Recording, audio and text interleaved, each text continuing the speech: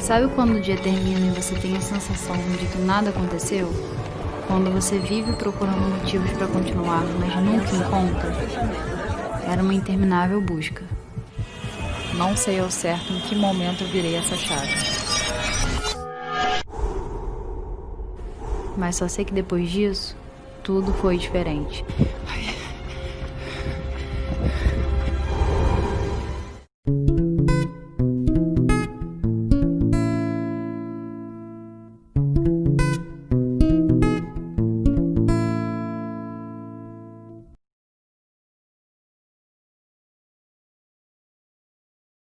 A virtude da riqueza, ela é uma virtude derivada da virtude da fortaleza, que é a virtude que nós temos trabalhado com vocês através desses temas, mas o benefício que ela traz está entre a virtude da temperança, que é a moderação dos prazeres, e a virtude da fortaleza, que é resistir às dificuldades e empreender coisas de um bem árduo.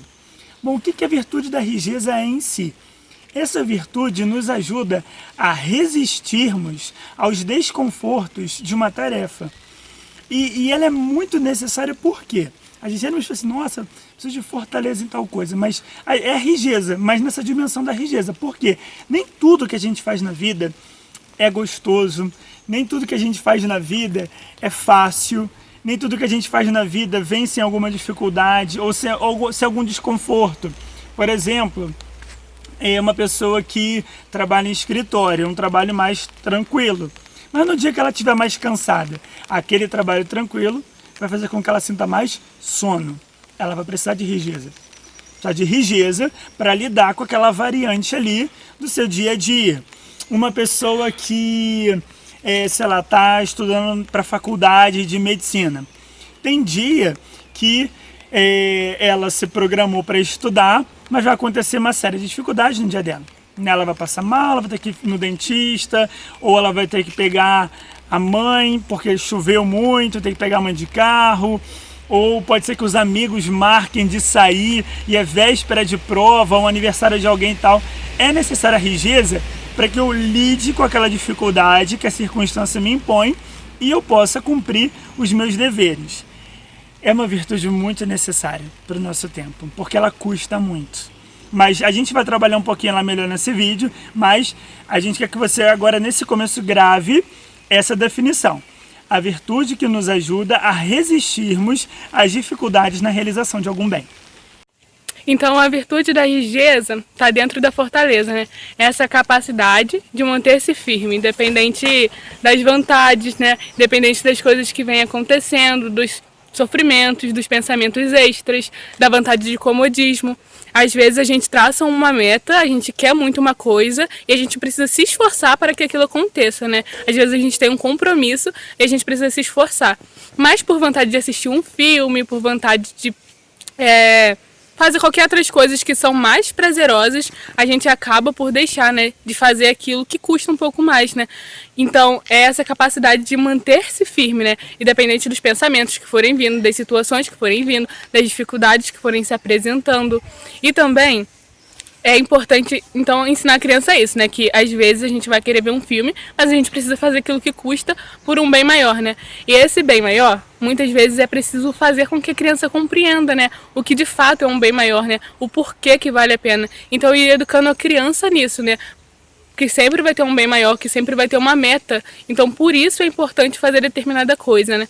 E também colocar objetivos para as crianças, por exemplo. Tem criança que ama ir no cinema, né? Então lança um filme novo, a criança logo quer lá assistir.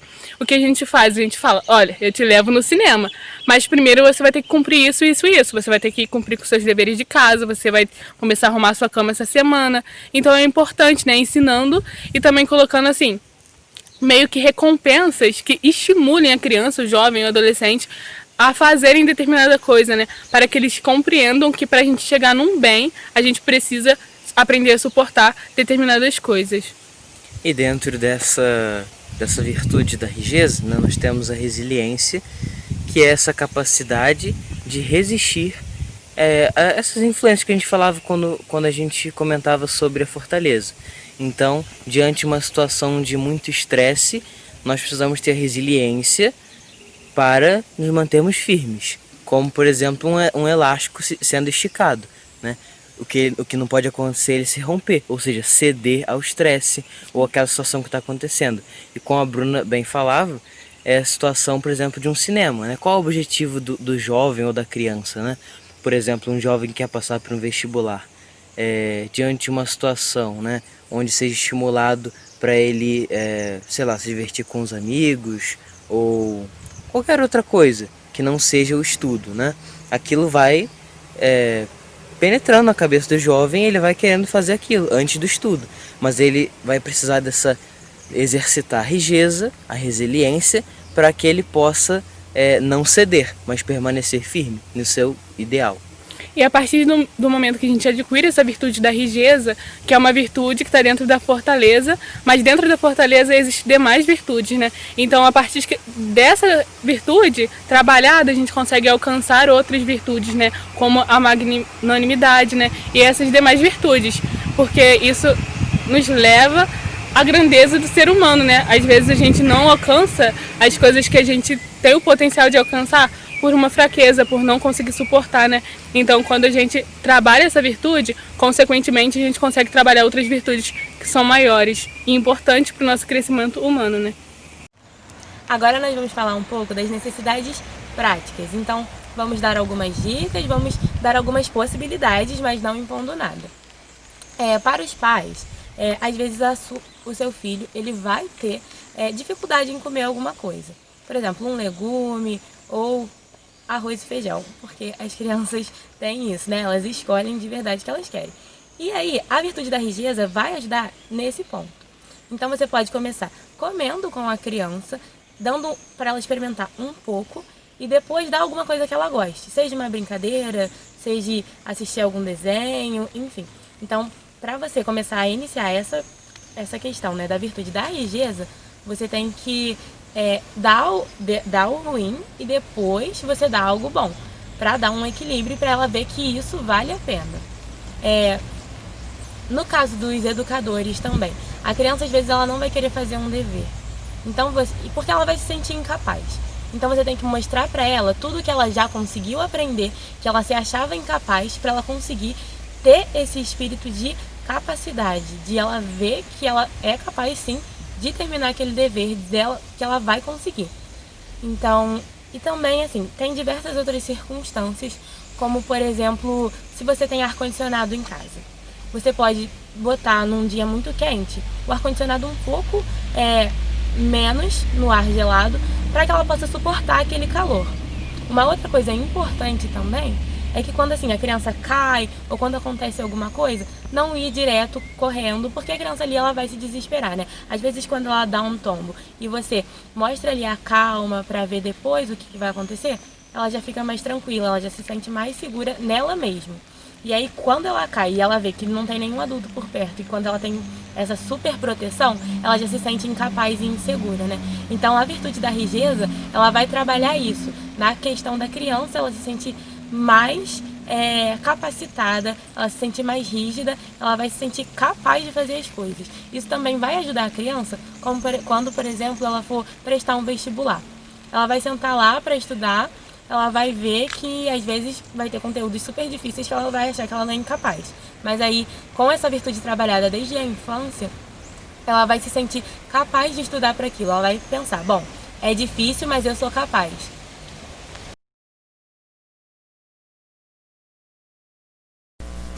Oi gente, eu sou a Daniela Freixo de Faria, psicóloga infantil, e hoje a gente vai falar sobre o melhor caminho para lidar quando as crianças não estão obedecendo. Vamos falar sobre isso?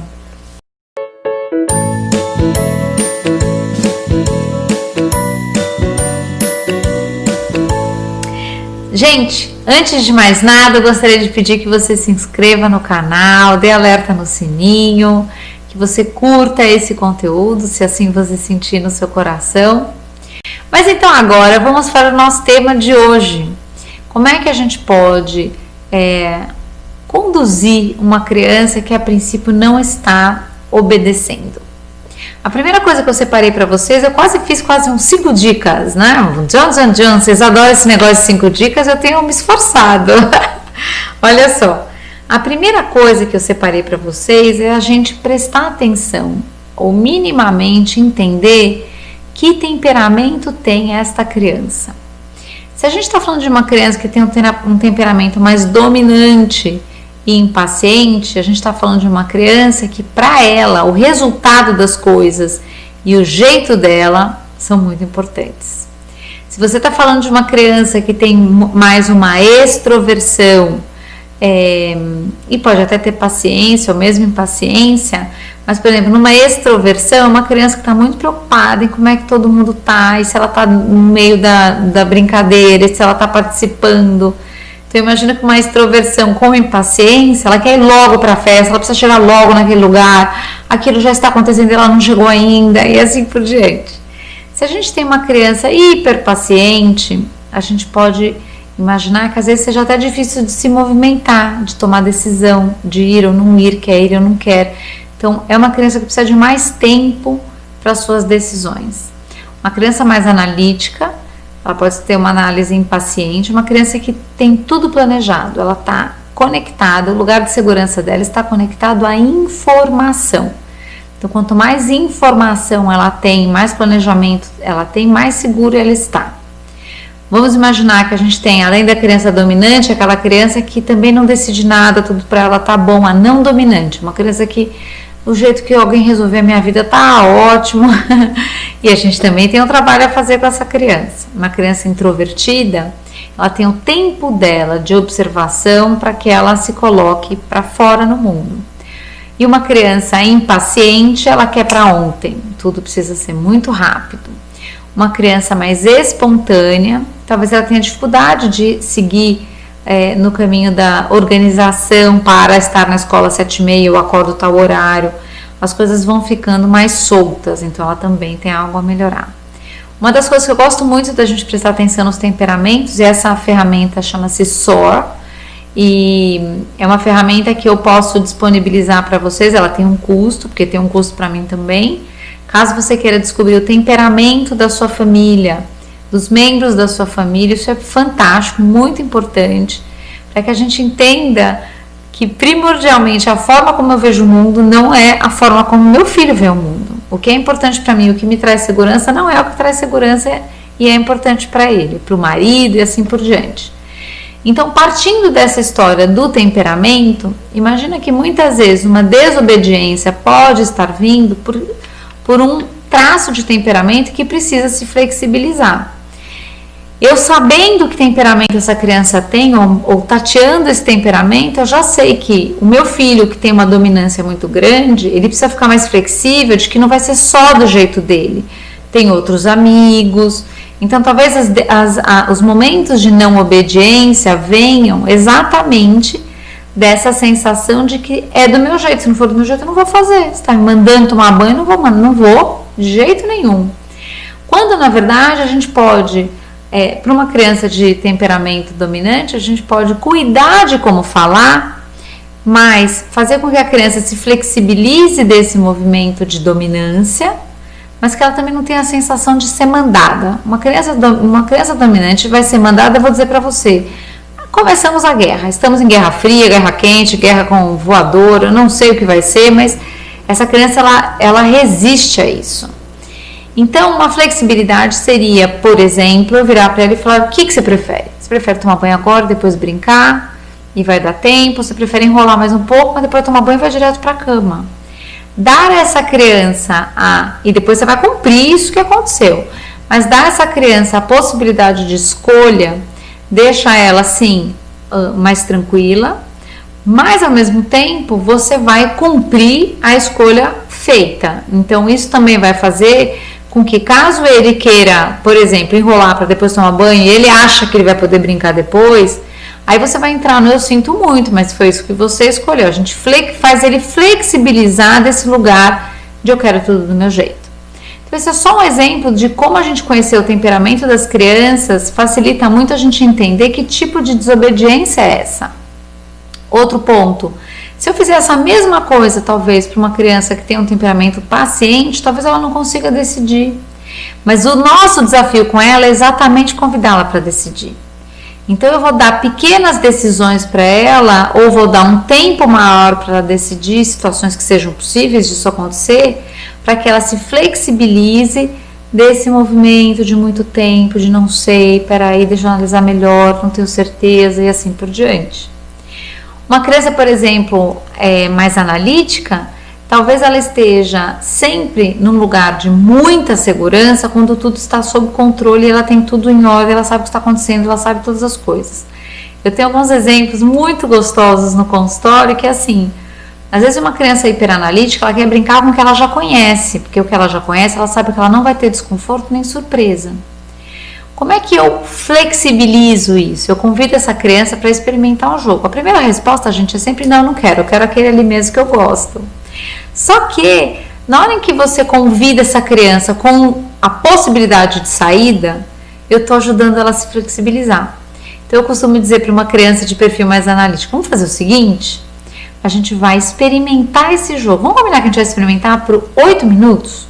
Daqui 8 minutos, você falar para mim, gostei, e eu também, a gente gostou, a gente continua, a gente não gostou, a gente para. A possibilidade de experimentar e sair deixa essa criança com uma disponibilidade maior de experimentar, mas segura de que se ela não gostar, a gente pode sair. E isso vai flexibilizando essa criança a experimentar, a entrar em contato com aquilo que a princípio ela não conhecia, que se ela não conhece, ela não vai, e assim por diante. A criança espontânea, a gente vai flexibilizar para o inverso. Ela já tem toda a liberdade, cada hora ela começa um jogo, ela pega esse, agora ela não quer mais, agora ela quer ler outro, às vezes não termina as coisas. Mas, quando a gente vai flexibilizar isso, ou seja, a gente vai trazê-la para um pouquinho mais de organização e informação, talvez, por exemplo, imaginando uma criança entrando lá no consultório com esse perfil, seja, então a gente vai montar uma rotina. Primeiro a gente vai brincar disso, depois a gente vai brincar disso, depois a gente vai brincar disso. Fica bom para você? Fica. No meio ela vai querer partir para a coisa, a gente vê se dá tempo de entrar no nosso planejamento, mas a gente não abandona o planejamento, porque o desafio dela é exatamente estar um pouco mais planejada. Então, partindo dos perfis, a gente tem desobediências diferentes, de diferentes formas. A criança vai apresentar essa resistência de acordo com o temperamento dela também. Outro item que eu trouxe para vocês é que, independentemente do tipo de temperamento, os sentimentos aparecem. Então, uma das formas que a gente pode lidar e deve lidar com o momento da desobediência é exatamente passar aquela situação que está acontecendo ali, imaginar que aquilo não é o ponto mais importante, mas que o mais importante é que ali atrás desse comportamento que está vindo, existe um sentimento que precisa ser acolhido. Ou de frustração, ou de as coisas não estão, é de frustração mesmo, as coisas não estão acontecendo do jeito que eu queria, ou o outro não é quem eu queria, e assim por diante. Como a gente também vive esses movimentos, quanto mais a gente pudesse conectar esses movimentos hoje na nossa vida e reconhecer o tamanho da chateação que vem, mais a gente vai poder acolher nossos filhos de uma forma mais positiva e efetiva. Dizendo, eu sei, é ruim mesmo, eu sinto muito, eu também sinto isso. E as crianças respondem muito bem a isso, e normalmente, quando a gente faz esse movimento, o comportamento que ela estava tendo de desobediência, ele não se faz mais necessário. Por quê? Porque essa criança começa a ser ouvida e considerada. Então, ela não precisa mais chutar com a canela, nem nada disso, porque eu sei, tem alguma coisa ruim que está acontecendo aí. Vamos ver o que é. Outro item que eu separei para vocês é, nesse sentido, a gente reconhecer as necessidades. O que é que essa criança está precisando e não está recebendo. O que é possível fazer nessa situação. E também considerar as crianças mesmo no não. Esse é um ponto que a gente trabalha muito no curso online, que às vezes fala, Dani, mas como é que diz não para uma criança logo? Precisa dizer não. Pois é. Precisa, mas eu posso dizer não para ela, considerando que aquilo ali é importante. Então, por exemplo, filho, hoje não vai dar para comer chocolate, porque hoje é dia de semana, a gente tem nosso combinado de comer só final de semana, mas eu entendi que para você comer o chocolate está muito importante. Então, vamos combinar que na sexta-feira, a primeira coisa que nós vamos fazer saindo da escola, a gente vai parar numa sorveteria para comer seu chocolate? Eu estou dizendo não, mas eu considero a tua necessidade e ou eu adequo a um melhor momento, ou caso seja um não garrafal, não vai virar assim em nenhum momento, eu posso dizer não, eu sinto muito, nesse momento não é possível, mas com empatia e acolhimento. E não é sobre explicar somente o porquê não, o que em alguns momentos é muito importante, mas é simplesmente acolher e entender que eu estou te dizendo um não, que eu sei que é difícil para você receber. O outro item que eu queria colocar para vocês, que realmente contribui muito nesses momentos, é a gente falar de como a gente está se sentindo também, mas evitar castigos e ameaças. Muitas vezes a gente fala, nossa, mas a desobediência está crescendo de forma galopante na minha casa. Mas é quando a gente pergunta ou para perceber como é que a gente tem corrigido as crianças nesses momentos, o se você não parar agora está aparecendo, se você não fizer tal coisa você vai... isso está acontecendo, e o castigo também está. Quando a criança entra nesse processo do castigo, eu já falei isso no vídeo Castigo e Consequência, já falei isso em muitos vídeos nesses anos todos. O que acontece é que a criança ela costuma receber o mesmo castigo para todo tipo de ação ou de comportamento. Nesse processo, a criança entende que, tá bom, então eu vou ficar lá no canto da disciplina, eu vou ficar lá pensando não sei aonde, ela não vai. Mas a hora que ela vive essa experiência de ficar no canto da disciplina e ela entende que isso aí não é nada demais, o que muda, gente, é que a próxima vez que você falar, você vai pro canto da disciplina, ela vai falar, tá bom, eu vou. E isso vai disparando nesta relação entre nós e as crianças um embate, porque há um vencedor. E normalmente a gente vai querer que seja a gente, obviamente. Só que a criança, ela também quer que seja ela. E às vezes ela tem muito mais resistência, força e recurso do que a gente. Então o embate começa a ser o nosso dia a dia. Existe um vídeo muito antigo, mas que eu gosto bastante, que ele fala do combo embate. São acho que 4 coisas que convidam a criança para o embate conosco e a gente para o embate com elas. Então, nesse processo da desobediência, se eu puder, vamos resumir a história. Se eu puder reconhecer, além do comportamento, o sentimento que está ali e acolher, joia. Se eu puder dizer, eu sinto muito, ou vamos fazer desse jeito, ou vamos fazer de tal jeito, considerando tanto o adulto quanto a criança nesse movimento, a gente consegue estar junto nesse momento. E a criança acolhida, ela não precisa chutar sua canela para nada, porque ela está respeitada, acolhida, e ela está no lugar de ser ouvida e considerada. Isso é muito importante. O que não significa, de novo, que você vai fazer o que ela quer, mas significa que para dizer não, você considera os sentimentos dela. Você diz com um eu sinto muito. O outro item é a gente olhar qual é o temperamento do meu filho. Onde ele precisa ficar mais flexível, como é que eu ajudo a trabalhar isso, para que eu perceba que normalmente os tipos de desobediência, eles estão absolutamente relacionados com os nossos temperamentos. A desobediência de uma criança que tem um perfil de alta paciência é completamente diferente do momento de não obediência de uma criança dominante. Acontece de formas diferentes. E os botões que apertam nas crianças, ou seja, o que incomoda a criança, também acontece de forma diferente. Além disso, o último item é, na explosão, que nessa história pode acontecer da nossa parte, que a gente seja um exemplo de arrependimento e perdão. E que a gente crie nova conexão e oportunidade de conversa para lidar com esses momentos de desobediência de uma melhor forma na próxima vez. E te convidar para vir para o curso online. A gente tem trabalhado bastante nos nossos encontros que acontecem 3 vezes por semana no grupo de pais e 2 vezes por semana no grupo de profissionais. A troca é riquíssima e o lugar de sustentação, de ausência de julgamento e de muito colo também. Imagine você ter uma rede de pais e mães que ao invés de apontar dedo e falar, nossa, que horror, que coisa horrível, ai credo, nossa, eu não quero que meu filho faça isso. E a gente faz isso, né? Ao invés disso acontecer, o que a gente tem é, na minha casa também, nossa, comigo um pouco diferente, mas eu sei o quanto você está passando, é difícil.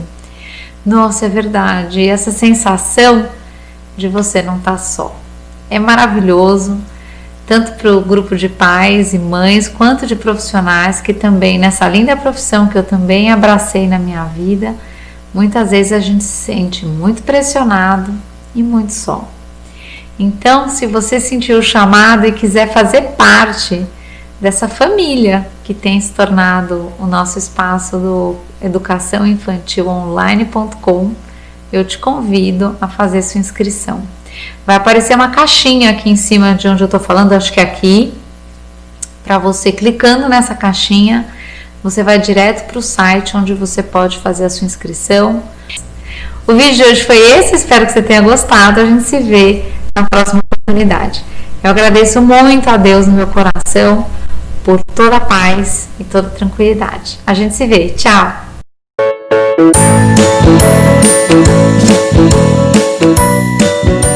Se você gostou desse vídeo, se inscreva no canal e espalhe essa ideia. Tchau!